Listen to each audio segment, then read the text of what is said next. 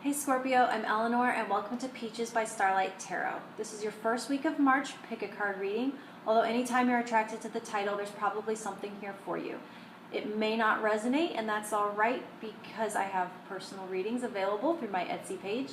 But if you hear anything that does serve you on your path, please like that and let me know. And then also, if you hear something that you feel someone else would benefit from hearing, please share it. I have readings that come out every week plus a monthly, so if you subscribe you can keep up with the information as it comes out. Let's see, is that everything I needed to say? And comment if you have questions or if you want to talk more about anything here. I have stack 1, 2, and 3. They're time stamped below, and you don't have to choose just one of them. You can choose 2 or any number of them.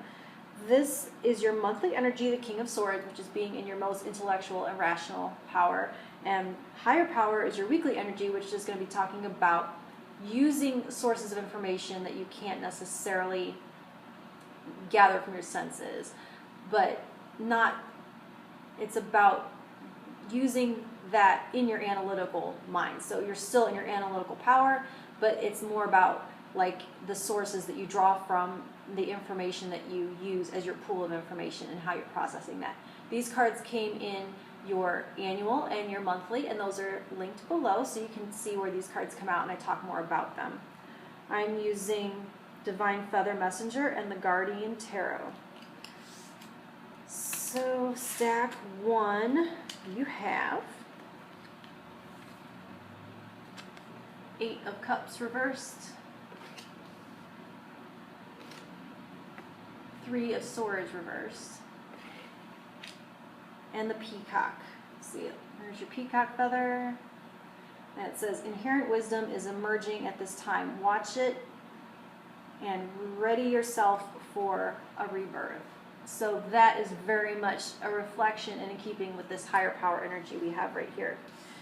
The Peacock, in this deck in particular, it's very much like the Death card, where it is talking about a journey through the bardo, through the underworld, through shedding everything that you aren't going to need in this next phase of your life and being reborn in a brand new way. So these here are talking about an old story that you're hanging on to that has become very much a part of your mental landscape, a part of your identity, a part of your ego. And so there's a sense here to where you're going to have to use this guidance system, this information that you get from the collective unconscious, to help you navigate and be your compass and be your map through a period or a transition. It's like a wormhole or like a birth canal. It's going to be like a narrow passage through which you won't have access to your normal senses of sources of information. Like, you're not going to be getting information directly spoken to you from people or from messages or from, it's not going to be something you can put like in a bibliography. It's not going to be something you can point to or use as like, no receipts. That's the word I'm looking for. There's no receipts.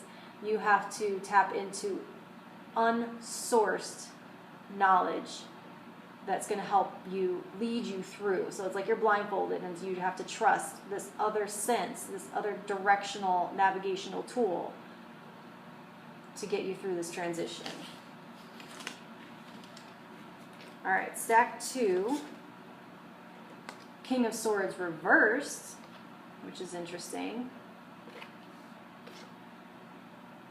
Page of Pentacles reverse, and this white feather that will, oh, it does focus there, yay, White Swan. The power of divine grace is within you.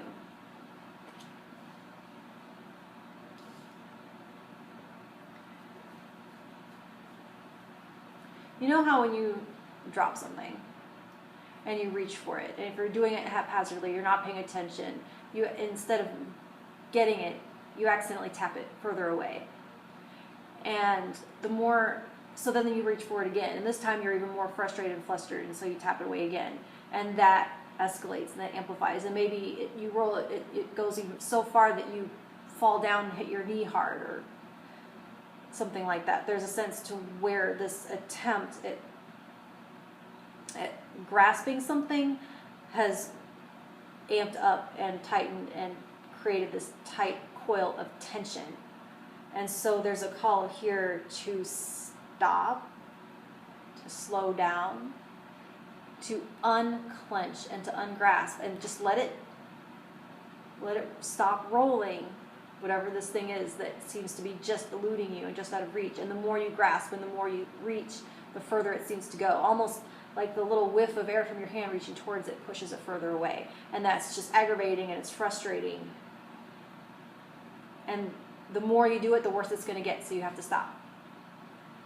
You have to let things still, roll to a stop. Allow yourself some grace, unclench, unwind, ungrasp, and let the universe do its thing. That is simply your message, Scorpio. Stack 3, 7 of Cups reversed. Knight of Pentacles reversed. And this feather is a grouse feather. Embrace the power of dance and movement to access your highest guidance.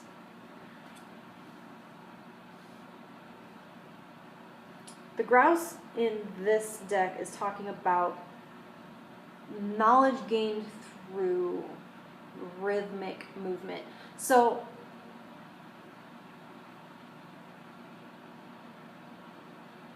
the Knight of Pentacles in reverse and the Seven of Cups reversed, there's a blurring here.